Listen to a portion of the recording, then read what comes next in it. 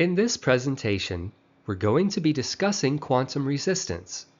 We will begin with established facts about quantum computing, move through accepted post-quantum algorithms, and then introduce our own technology and attempt to show that it is really in another league beyond the current paradigm and that it is uniquely capable of firmly securing digital infrastructure into the quantum era.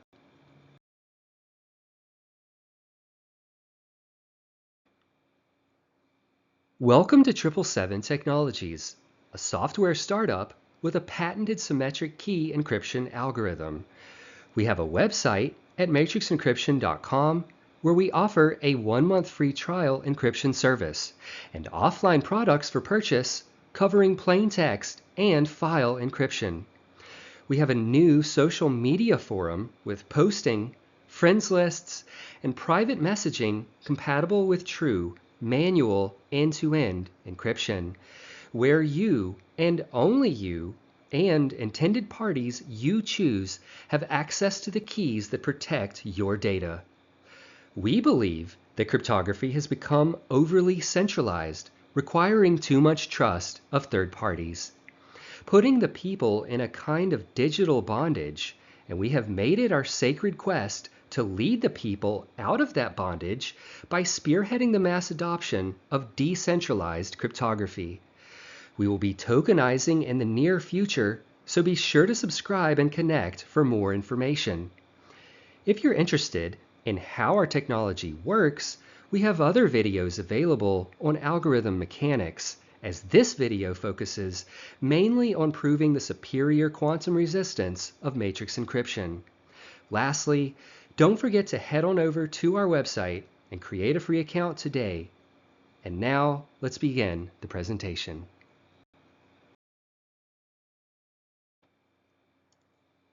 First of all, quantum computing is a term with which much of the world has become somewhat acquainted in recent years. Even if they don't know anything about it, most people know it exists and that it must be important. Quantum computing, then, is a new kind of data computation that leverages the rules of quantum physics. Whereas traditional computers use bits that can have a value of 0 or 1, quantum computers use quantum bits, or qubits, that can be 0 or 1 or both, because of something called quantum superposition, which is the ability for particles to have simultaneously different energy states until observed. Another key property is entanglement, where qubits any distance apart share instantaneous effects, allowing quantum computers to perform many calculations in parallel. And so quantum computing is important because it can solve certain problems exponentially faster than classical computers, especially problems involving encryption, optimization, molecular simulations, and artificial intelligence. So for our purpose, the significance is clear. Quantum computing poses a monumental cryptographic challenge for the security and integrity of digital information.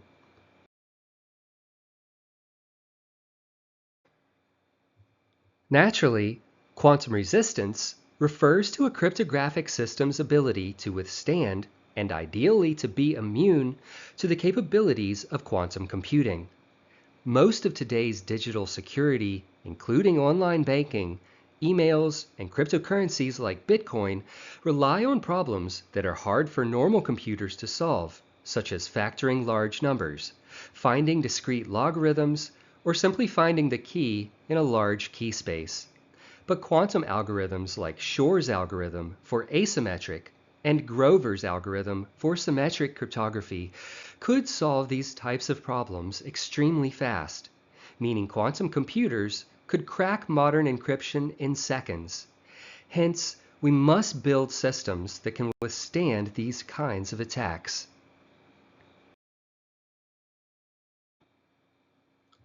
In the case of Bitcoin, it uses elliptic curve cryptography for transactions and SHA-256 for mining in proof of work. The latter being symmetric, and the former being asymmetric. Thus, Bitcoin is susceptible to both Grover's and Shor-style quantum attacks. Transactions on the blockchain make available one's public key, which could be used by a quantum adversary to compute the private key and steal funds. Mining is still considered resistant to Grover's algorithm, but not immune to the threat. And if Bitcoin is to survive into the future, it must undergo a security upgrade. But what is that upgrade? This is exactly the question Matrix Encryption is here to answer. The market cap of Bitcoin is around $2 trillion, over $3.5 trillion considering the entire cryptocurrency market. So there's a lot at stake, and the quantum-style attacks have already begun. According to technobits.com, as of October 2025, a team of Chinese researchers used an 18-qubit quantum computer to break Bitcoin's signature transaction algorithm, deriving the private key from the public key in a record time of just 320 seconds. Is it time to abandon the great cryptocurrency experiment? 777 Technology says not so fast.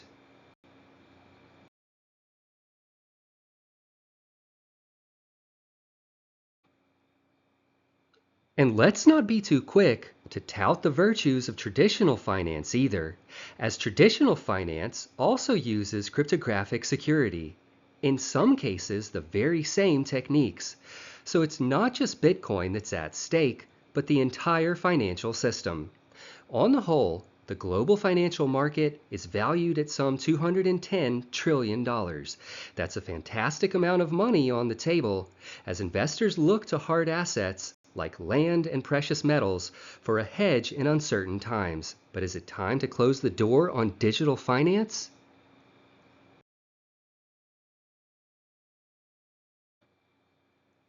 Today's quantum-resistant systems use new mathematical problems that are supposed to be hard for quantum computers to solve. Major contenders include lattice-based, that uses extra-dimensional grids of numbers, hash-based, that are simple, proven, and efficient, code-based, that use error-correcting codes that are tough to reverse, and multivariate polynomial, that uses complex polynomial equations with explosive difficulty.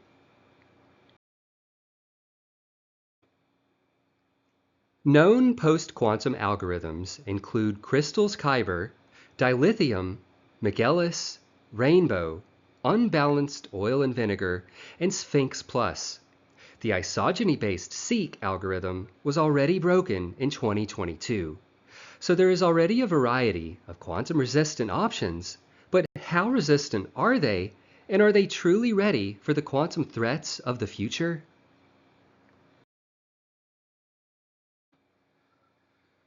The weakness of known post-quantum algorithms is that they still depend on mathematical hardness.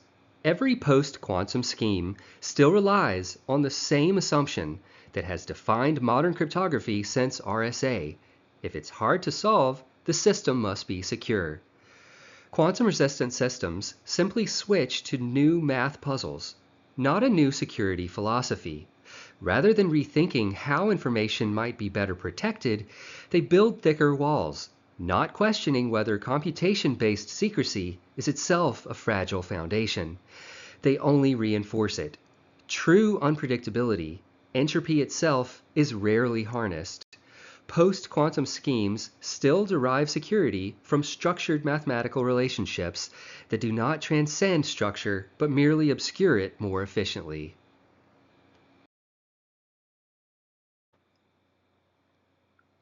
The ontological layer, what exists, is ignored. If quantum physics has anything to teach us about cryptography, it's that reality and information are entangled. Measurement doesn't just reveal information, it creates it. This implies that the future of encryption should be ontological, observational, rather than algebraic. Until now, Post-quantum systems have been a continuation of the same design lineage that began in the 70s, and they have yet to breach the matrix of information where the next true cryptographic revolution must arise. Thus, we arrive at the concept of a new paradigm in cryptography and quantum immunity. A cryptographic system is quantum immune if 1. Quantum speedup does not improve the chance of breaking the algorithm, as a multitude of plausible results exist with no litmus test of verification. 2. The system has no efficiently exploitable structure. Structure is like breadcrumbs that trace a path, but if there are no breadcrumbs, Hansel and Gretel are lost in the woods. And 3, a system is quantum immune if it has properties comparable to those of quantum computing that negate the quantum advantage, meaning that multiple solution states are simultaneously possible and where the ambiguity of meaning outclasses mathematical difficulty.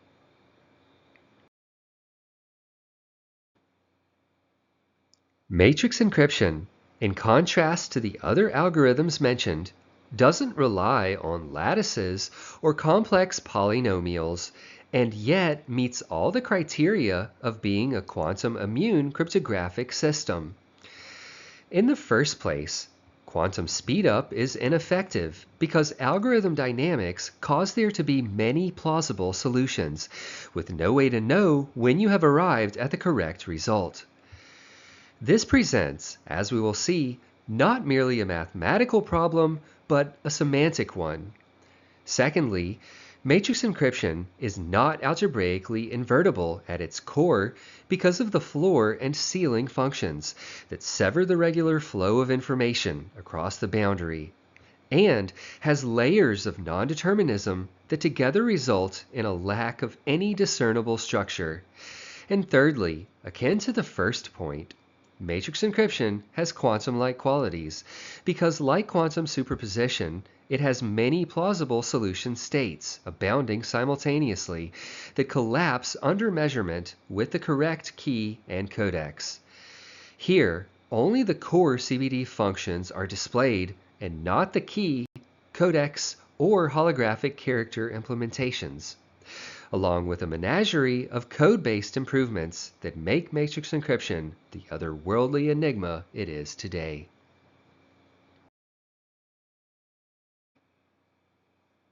So, in matrix encryption, we speak of something called data opacity, which we use synonymously with being structureless. And to understand just how opaque matrix encryption is, we categorize the subject into opaque length structure and opaque compositional structure. In our system, original data length is classically derived deterministically as 1/2 the length of the encryption. If a key and codex are tried and the result is shorter than expected, resulting from something called vacant assignments, it can be inferred that the key used was incorrect. However, this alone does not provide enough information to break the algorithm, both because of the semantic codex layer and because of alternate key solutions that do result in plain texts of proper length. Holographic character mapping, then, is an algorithm upgrade that eliminates length structure, making original data length non-deterministic, allowing the length of the encryption to be equal to 2 times the length of the plain text plus y, where y has both a random and a data content-based magnitude. To give a few pet examples, the equation 2x plus y equals 100 has 51 non-negative integer solutions. 2x plus y equals 50 has 26 solutions, and 2x plus y equals 25 has 13. Notice a pattern? Generally, then, the number of non-negative integer solutions, len of p and y, that yield len of e is the floor of the length of the encryption over 2 plus 1. For longer encryptions, the uncertainty of original data length always grows with it and is of comparable size. Thus, HCM makes it impossible to know when a trial key has failed to produce a result of appropriate length, since there are so many valid possibilities and it is never clear what the true length is supposed to be. As an aside, this little floor equation is interesting and goes back to the likes of Fermat, Euler, and Gauss, but has roots in the classic Greeks in the work of Diophantus of Alexandria.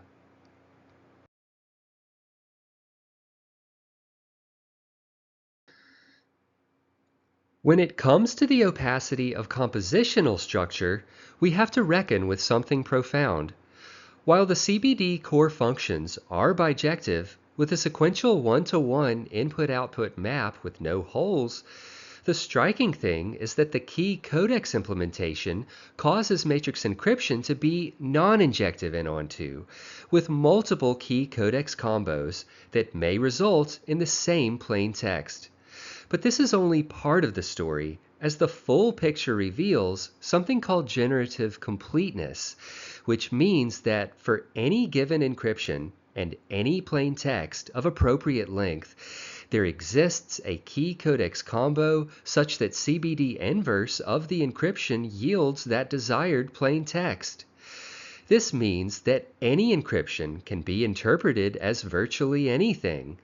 The encryption defines only a constraint manifold, not a fixed message, where the meaning of an encryption collapses only when a particular observer's codex and key intersect. Every other combination may result in alternate coherent meanings, a literal many-worlds cryptographic topology. Though we do not rigorously prove total generative completeness herein explicitly, we provide strong logical indications that it is true, and in the weaker case largely true, and that therefore matrix encryption is utterly immune to quantum computing, because to break it would require something like observer-specific parameters that are equally valid and which vary from observer to observer across an ontologically indeterminable mapping space.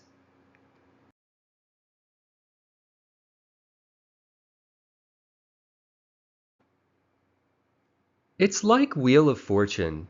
You'd like to solve the puzzle, only there is no puzzle to solve, because the puzzle is what you make of it.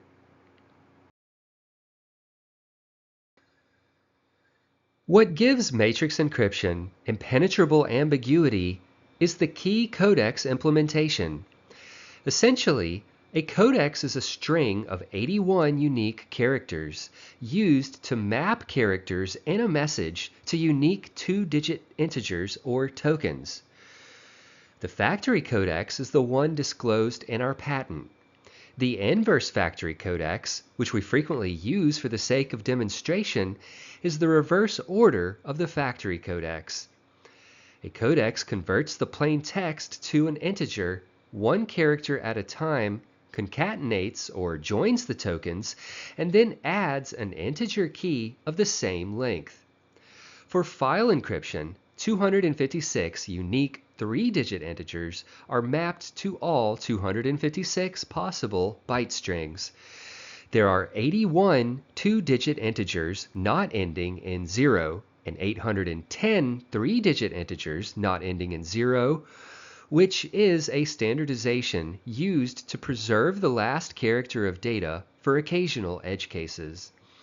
And each integer is mapped to a character or byte string, as the case may be, in the codex. There are 81 factorial permutations of the plaintext codex and 810 PIC256 permutations of the file codex. For comparison, the plaintext codex space alone is beyond the government standard's AES key space of 2 to the 256, or about 10 to the 77. And we have yet to factor in the key space. There are also plaintext configurations, allowing for additional assignments up to 90 or more, but that's an advanced topic, and Codex 81 is entirely stable and sufficient.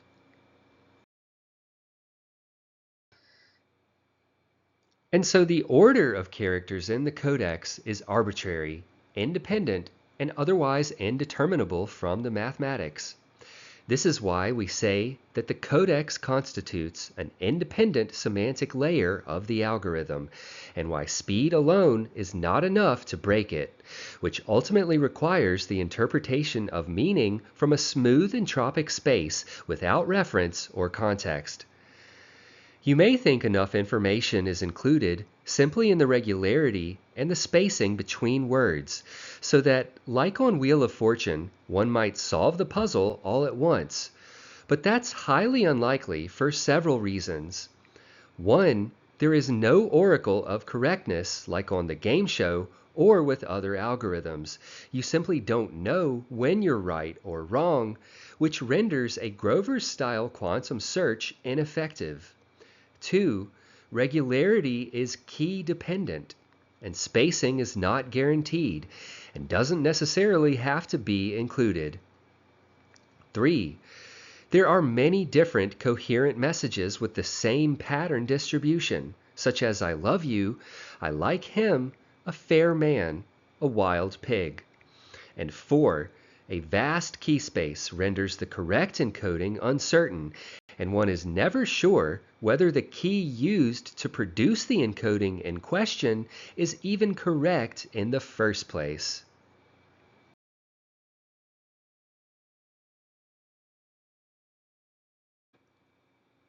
In preparation for our proof of quantum immunity, let's briefly outline the size of the search space incorporating the key and codex. Firstly, the number of integers with n digits is given by 9 times 10 to the n minus 1. The number of suitable keys in matrix encryption is 9 times 10 to the n minus 2 because the last digit needs to be 0 for edge cases. Now we're not going to focus on the whole codex, but just a few arbitrary characters therefrom.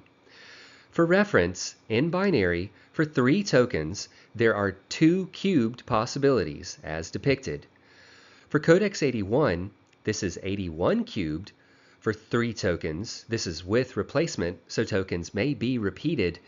And so the number of key token combos per length of plain text is given by 9 times 10 raised to the 2 times the length of the plain text minus 2 times 81 raised to the length of the plain text. To encrypt just a single character, there are 9 times 81 or 729 possible key token combinations, which far exceeds the number of standard keyboard characters. Hence, there is a great degree of ambiguity and overlap. For only a 2-character message, it can be encrypted with 900 times 81 squared, or 5,904,900 possible unique key token combos. Starting to make sense? This number has been confirmed programmatically. For a 3-character message, it can be encrypted in over 47 billion different ways. But it's not the size of the search space alone that makes matrix encryption immune to quantum computing. It's the ambiguity, the chaotic overlap, the non-determinism, and the equal likelihood of divergent plaintext solutions.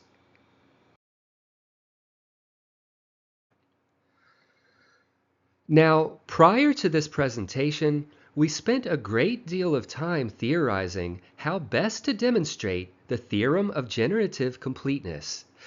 We had some promising results taking an arbitrary encryption string and a desired plaintext as input, and then constructing from right to left a key codex combo that produced the target plaintext from the encryption provided. Several versions of this concept emerged, though the technique has yet to be perfected. And so what we settled on to produce immediate results is a brute force solution that works best with small sample sizes due to time computation constraints. Instead of trying to build a particular key codex combo that will generate a target plain text from a target encryption, we instead solve for all the key token combos. Remember, tokens are elements within a codex that will produce that encryption, and can then go back and examine the solutions to determine if, in fact, any target plain text of appropriate length can conceivably be produced from within the solution set.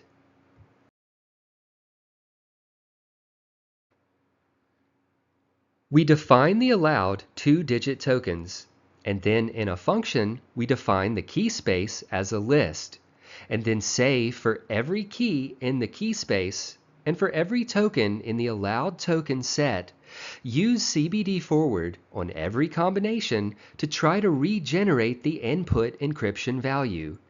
This will tell us how many different key token solutions yield a target encryption. All the regenerated encryptions that are equal to the original have their corresponding key token combos written to a file. The example encryption we've chosen is the integer 7721, equating to a 2-character plain text. Remember, the characters themselves are arbitrary. What's important is their token equivalent in the codex. The program found 438 solutions out of over 5 million possibilities. A small group by percentage, but even more than one such solution poses a problem for code breaking, quantum, or otherwise.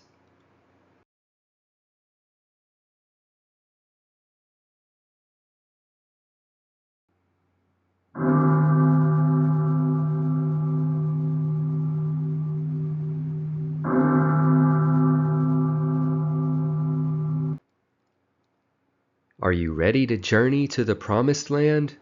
To the place where you control your own digital data with your own keys and codices and the strongest post-quantum algorithm in the world, and have a blast while doing so? Come, let us exit the gilded cage of centralized cryptographic infrastructures together. Like an outpouring of water, here is the first portion of the 438 key token solutions our program found that will produce the encryption output 7721. Token sets with repeated values are highlighted. And the outflow continues. Where does it lead? Remember, there are over 5.9 million such key and 2-token combinations. These are only the combinations that produce the target value of 7721.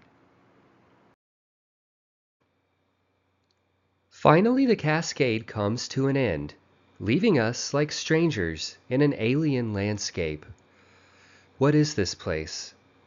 So, because of the key implementation that adds directly to the encoding, each one of these solution pairs, when added together, equals 7,466, which, from a purely mathematical standpoint, is the unique input value that yields the output 7721 under CBD.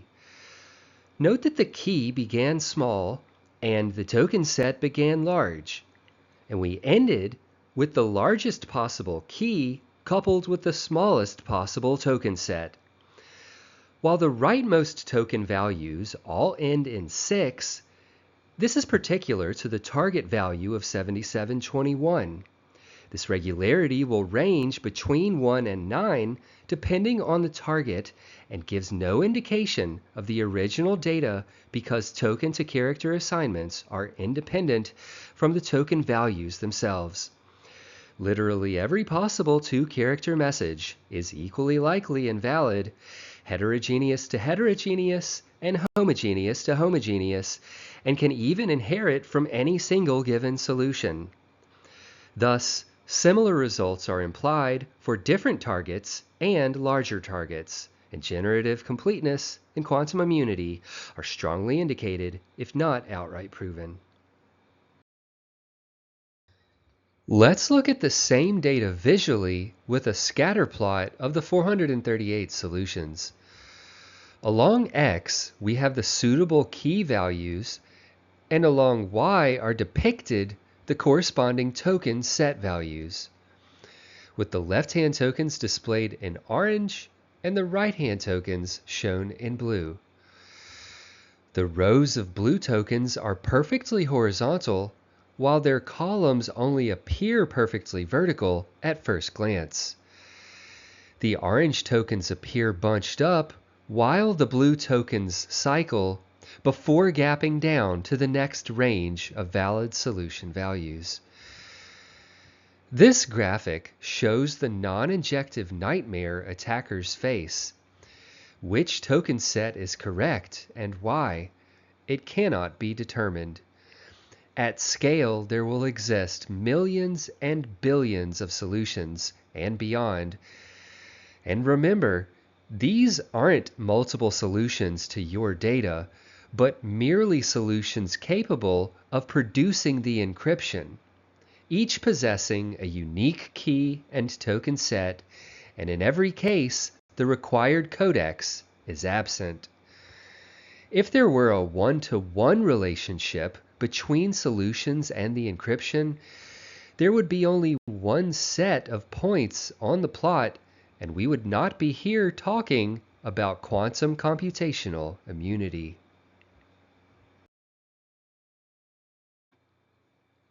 We're going to shift gears now to a rigorous proof format, as proof with an isolated demonstration admittedly leaves a lot to be desired.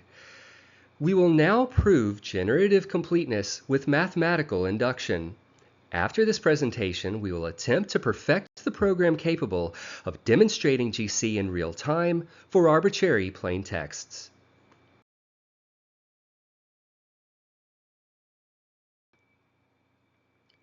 But before we dive headlong into the argument, let's take some time to consolidate. Indisputable general facts. 1. Any plain text can be encrypted. This is independent of the algorithm. 2. Quantum computing is a threat to global financial security and privacy. And 3.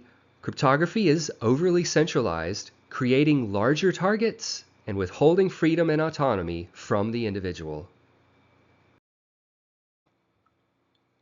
What we want to show hereby is that matrix encryption is quantum immune, that in matrix encryption, any plain text that fits within an encryption can be decrypted from that encryption, such that certainty in code breaking is semantically impossible, not merely mathematically difficult.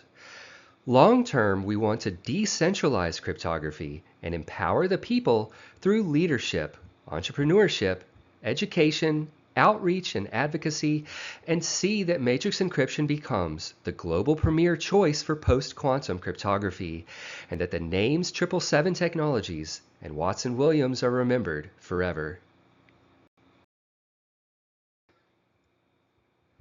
As an overview of matrix encryption, all possible plain texts of length n using standard 1-byte characters may combine with all possible codices, generally ranging from 81 to 90 characters, together with all possible integer keys of length 2n plus y.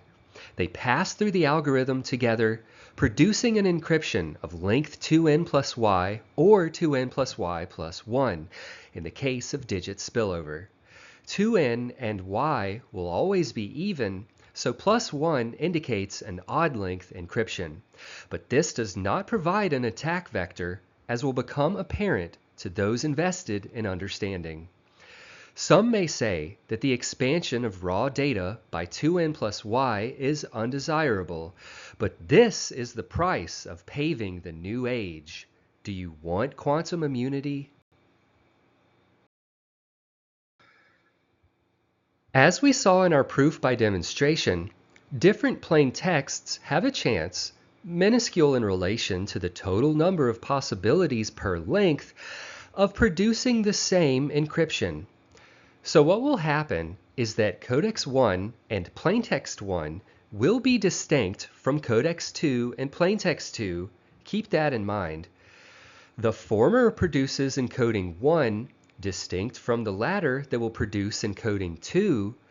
The keys will be distinct, but if each aligns with their respective encodings in such a way that their sum, the keyed encodings are equal, then when they pass through the algorithm, the encryptions will be identical.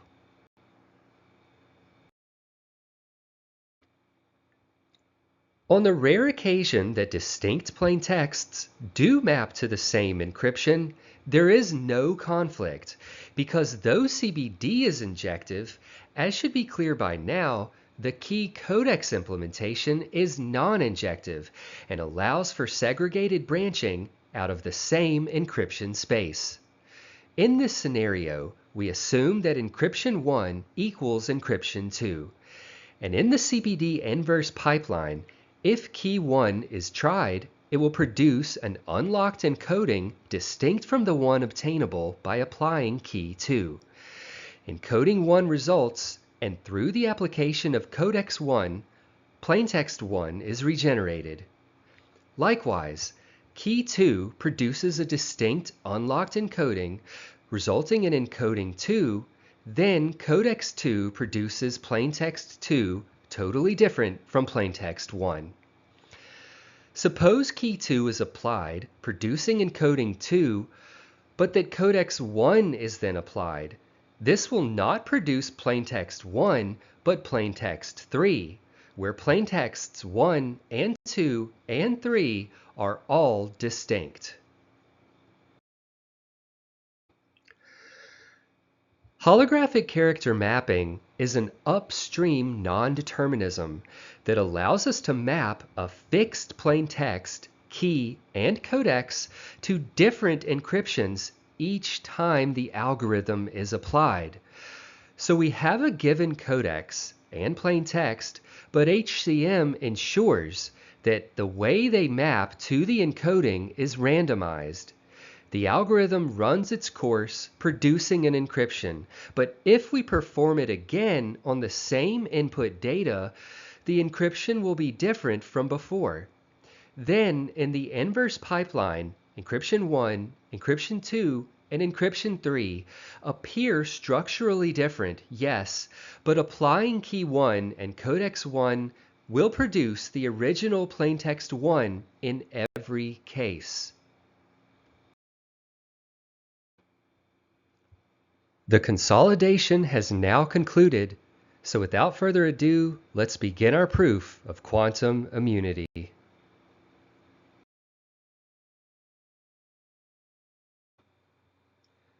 Thus we begin by considering the theoretical minimum and maximum encoding values. The min is all 11s, all 10s for codex 90, provided that the last token doesn't end in 0, for reasons that will soon be explained. The max is straight 9s.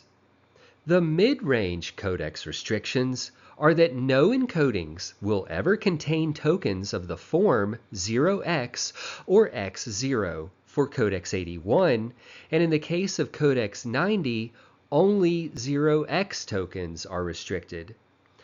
Since there are only 64 core English characters, including numerals, period, and spacebar, and since the codices contain more than enough unique tokens, any conceivable information can comfortably be encoded with the codex. Now, our original idea, prior to even receiving our patent, was that all possible encodings of information can be thought of as residing inside a fixed interval. By attaching 0 dot to the beginning of a digit string and then converting to a float or decimal value afterwards, all possible encoded data will reside between 1/9 and 1. And for binary, the range will be between 0 and 1/9. This applies to any conceivable encoded data of arbitrary length, including the Bible, the Declaration of Independence, all possible text messages, etc. An interesting concept in theory, however, in practice, decimals must ultimately be converted to binary during central processing. But in so doing, there is a great risk. as many finite decimals are infinitely long in binary and thus must be rounded, resulting in vital data being lost. This is known as floating point decimal rounding error and is the reason why rational numbers are generally avoided in data science. Decimals of arbitrary length are precisely what our original function counted. By using a never-before-conceived technique, we found that it was possible to functionally count decimals inside a fixed interval in batches to infinity, enumerating through all one-digit decimals, then all two-digit decimals, all three, etc. Now, students of calculus will object that this cannot be functional and must fail the vertical line test. But this is not the case, as elements in subsequent batches obtain an additional digit, and thus will never exactly line up with elements in previous batches. If the final digit is 0, then the decimal was already counted at the previous batch, and is not counted later on by virtue of length-dependent dynamics. This is the Geyser graph, and it explodes to infinity so rapidly it must be depicted with a log scale on the y-axis to convey the general shape. But again, as we found in early development, decimals are generally not compatible with ensured data integrity during computer processing.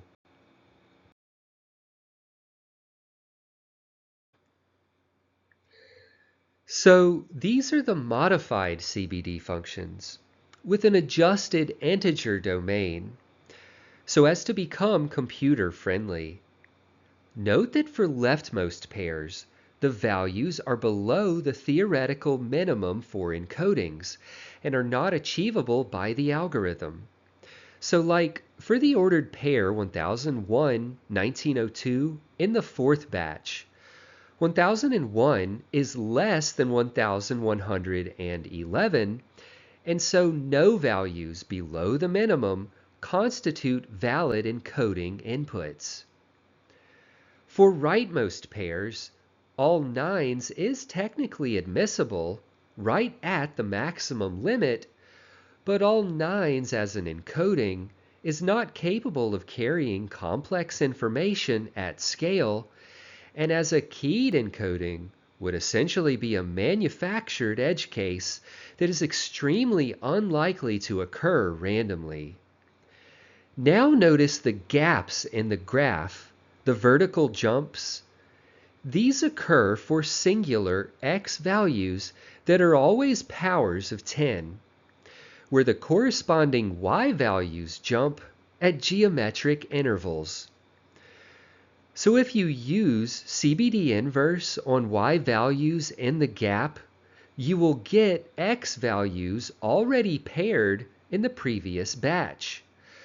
But if you think about it, this is inconsequential to the algorithm, as you're never going to be working backwards with gap values, as any intercepted encryption will have been properly mapped from a valid input. In other words, the gaps aren't even in the domain, and so all encodings map injectively to elements in the range, and vice versa. Additionally, notice how the rightmost pairs of each batch appear close together, only 2 apart, but that this is not the case for leftmost pairs. X elements are able to catch up across each batch because X's ending in 9 and 0 have the same Y value. In order to maintain injectivity, matrix encryption avoids tokens ending in 0 by design. Keys must always end in 0, and so when encodings and keys are added together, the result never ends in 0, thus preserving injectivity and recoverability of the last character in plain text, such that ultimately the matrix encryption algorithm uniquely maps all possible encodings. Now, each plain text PI maps uniquely to an encoding EI one-to-one, but only under a fixed codex CI. For an unfixed codex CI, CJ, CK, etc., coupled with a given encoding EI, the map will produce distinct plain texts PI, PJ, PK, etc. This is what we call semantic non-injectivity, because a given encoding can map to multiple plain texts, since the codex is independent and unknown to an attacker. We previously saw the number of encodings per length of plain text. The maximum number of encodings, Emax, is equal to 81 raised to the length of p. Likewise, the maximum number of plain texts is also equal to 81 raised to the length of p. Again, this is with replacement, so repeat characters and tokens are of course allowed. In practice, from a code-breaking perspective, the theoretical maximum, Emax, is limited from the left by the digit composition of the encryption down to what we can call E total. But this value is hard to quantify as it depends primarily on the left-hand digit composition of the encryption. So the total number of encodings will be less than the theoretical maximum number of encodings, and the total number of plain texts will be less than the theoretical maximum number of plain texts per length of p. So if, for instance, the encryption begins with 75, it is not possible for the true encoding to begin with, say, 76, simply from what we've learned about CBD function dynamics. In other words, some plain texts might not be reachable because codex tokens will be out of range, but only for the leftmost position, which ends up being a marginal limitation. As we saw with our example of encryption equal to 7,721, remember, the key may be greater than the encoding, or it could be less, and the key and the encoding will both be less than the encryption. So the two are entangled and impossible to separate decisively. This is what we call arithmetic non-injectivity, because there are many valid ways to untangle the encryption, but only one corresponds exactly to the protected data.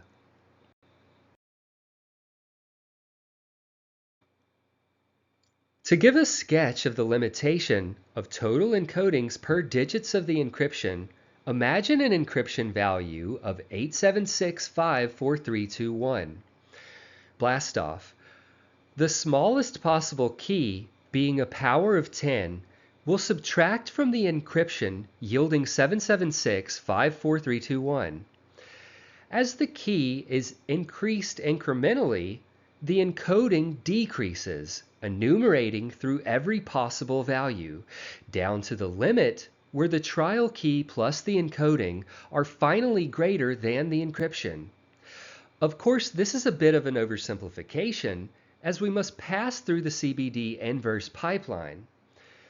So the encoding that pops out will be a little smaller than the sketch, but will still be incremental, enumerating through all possibilities, from the upper limit with the smallest possible key down to the lower limit with the largest possible key. Note that the encoding values that necessarily experience the full range of enumerations are sandwiched in the middle and are unlimited both by the leading digits of the encryption and by the character injection rule that the key should end in 0. Not all encodings achieved will be valid, of course, as they may contain 0x or x0 tokens that have no correspondence in the codex.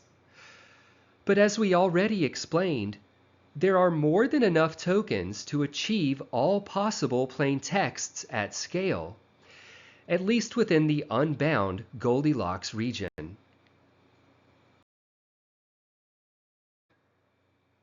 Now, we may think that all we need to do to prove generative completeness is show that there are enough keys to map to every possible encoding. Intuitively, we have already done this, given the one-to-one correspondence between keys and encodings in reverse, and that all possible keyed encodings are enumerated within the CBD domain and injectively mapped. However, this mode of thinking turns out to actually be overcounting the number of possibilities that must be considered. Moreover, we must think more carefully about encodings outside the range of an encryption. And so, an encoding may be too large given the leading digits of an encryption, and thus outside the range of possibilities. But observe that multiple encodings may assume the same token configuration, such that even if an encoding is out of range beyond the upper limit, in all likelihood, the same configuration may occur later on for an encoding within the limit. For the encoding 5964-3535-16, for example, there is a codex for which the plaintext happy is possible. And again, for an encoding composed of 28, 25, 44, 44, 18, again, there exists a codex for which the word happy can be constructed, etc. And so the key takeaway is that it's not the token values themselves that determine whether a plain text is achievable, but more fundamentally the configuration of the tokens that determines this. Thus it is possible to achieve all plain texts of a given length from an encryption, even if not all encodings are present, provided that all token configurations are possible. So how can we organize and examine all the possible token configurations per length? What we need to do is start with just one arbitrary token and ask, how many ways can it be arranged? The answer is simple, only one. So that though there are 81 different tokens we could choose from, they are identical in terms of pattern. For two tokens, there are two unique patterns, XX and XY. Though there are 81 squared, or 6,561 unique encodings, only two configurations are possible. The tokens are either the same or different. Note that we do not count YX as distinct from XY because all that matters is whether the tokens are the same or not what their particular values are. For three tokens, there are 5 configurations: XXX, XXY, XYY, XYX, and XYZ, corresponding to the 81 cubed possible 3-token encodings. And again, we don't see the configuration YYX, for example, because it is equivalent in form to XXY. This is about homogeneity or heterogeneity. So there is one configuration where all the elements are the same and another where they are all different, and every combination in between. For 4 tokens, the number of distinct patterns grows to 15, but this is much, much smaller than the total number of 4-token encodings of 81 to the 4th power. These arrangements are called set partitions. Now the number of set partitions does seem to be taking off, but how can we know for sure that there are enough keys to achieve all of them for each length of plain text?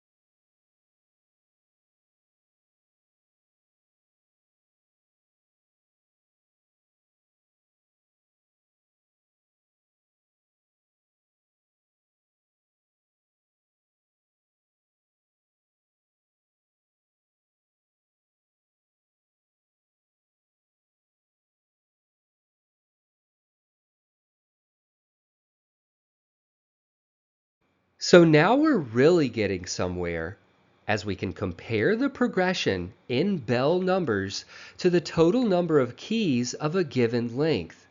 Which is larger? Why, the number of keys, of course. In fact, the number of keys per length is always much, much larger than the corresponding number of set partitions. When the length is 5, we already have 900 million suitable keys and only 52 set partitions. Bell of 10 is 115,975, which is impressive, but there are already something like 1,000,000,000 keys for every single set partition.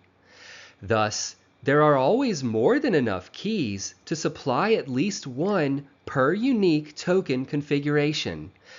We can assign distinct keys that produce every obtainable set partition, which supports total generative completeness.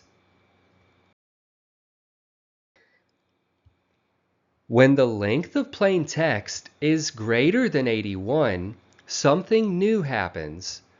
Since there are only 81 unique characters in the codex, for plain texts of length greater than 81, there will necessarily be repeated tokens. In other words, it's no longer possible to have 81 unique values, so the Bell number for n greater than 81 is further restricted.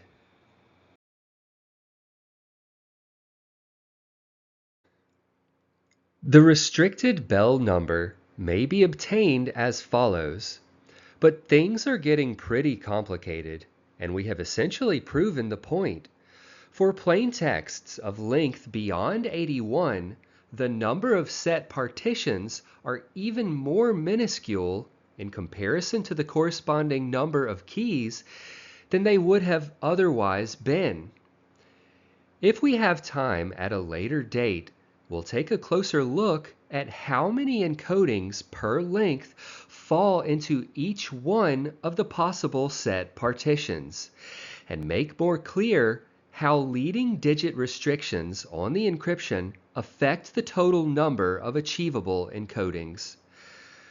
We could already elaborate considerably from the sample shown, but this presentation is already getting much longer than originally anticipated.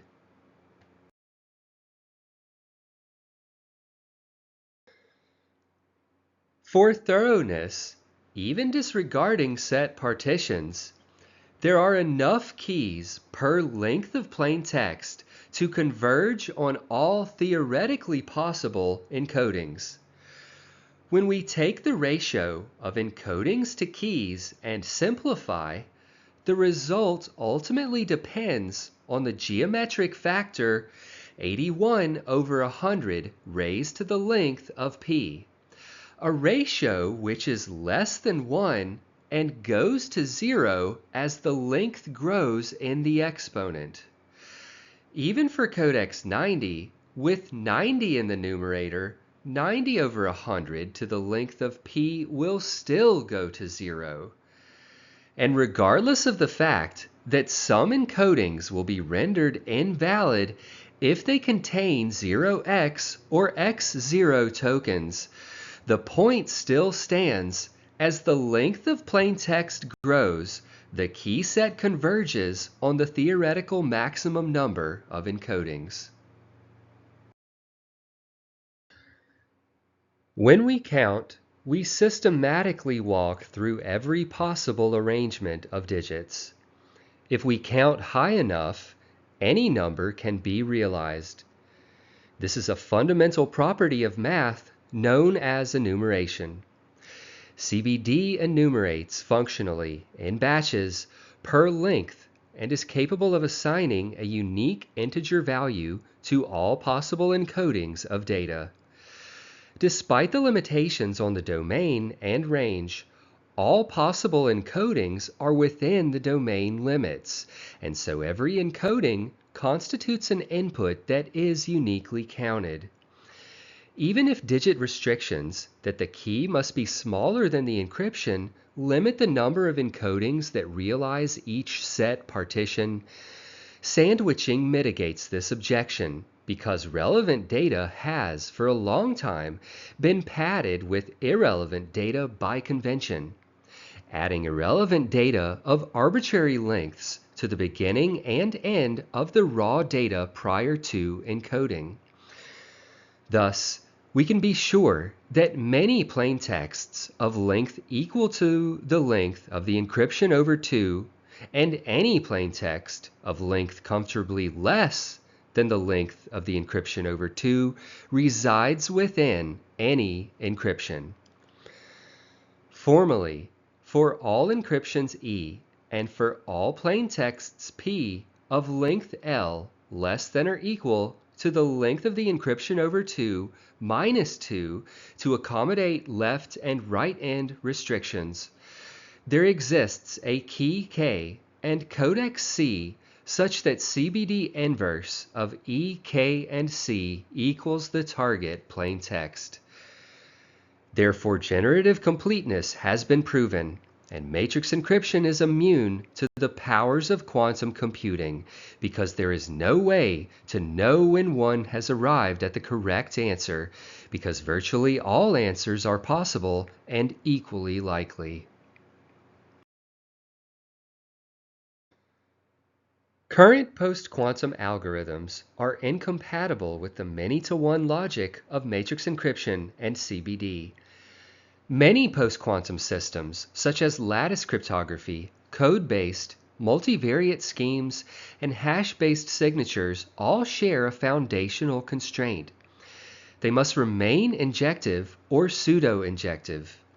This is because their entire security model is built on hard algebraic inversion problems that require a well-defined, reversible mathematical structure.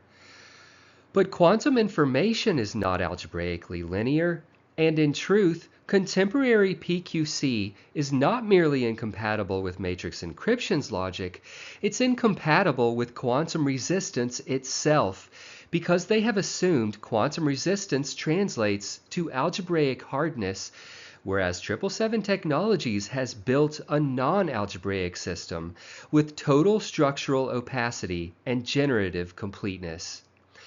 They're not even in the same conceptual universe. Modern PQC cannot integrate, emulate, or compete with a non-injective, semantically superpositional system like matrix encryption. The paradigms are mutually exclusive. PQC strengthens the existing paradigm. Matrix encryption creates a new paradigm. One is algebra, the other ontology, where the mapping between plain text and ciphertext is not merely a function, but a fractal semantic manifold. There is not a single post-quantum algorithm or any classical public key system that lacks an oracle of correctness. Not one, not in theory, not in implementation, not in cryptographic history. All modern cryptography must contain a way to distinguish correct key from wrong key, or the scheme cannot function. But is this a matter of necessity or government oversight? The PQC techniques in use today all admit of a way to tell when the correct key has been found. If correctness cannot be inferred, then it is added synthetically to the implementation with authentication tags, padding, and format checks.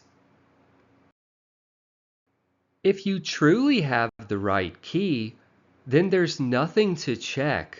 Therefore, all structural correctness checks serve someone else, not you. In every known cipher, the attacker has a correctness oracle, always. But if an encryption system does not provide this oracle, then ciphertext cannot be checked, keys cannot be filtered, brute force has no signal, decryption becomes blind search, and the attacker has no confirmation metric. Matrix encryption drastically changes the threat model because there is no correctness gradient. This makes matrix encryption the first major algorithm where brute force has no stopping condition, enumeration yields no confirmation, and wrong keys can generate coherent facsimiles whose truth cannot be algorithmically verified. Matrix encryption is opaque in a way the cryptographic world has never seen. We have not merely developed a new algorithm, but a new computational paradigm, a new class of combinatorial cryptography that folds and unfolds information in an unexpected way, not captured by any mainstream cryptographic model. Matrix encryption is not just another app, another software as a service, or even another incremental adjustment to pre-existing methods. It's the linchpin of the post-quantum age. It's critical to global financial integrity, to personal sovereignty, and it's the resource that will matter most when decentralized cryptography becomes the final frontier.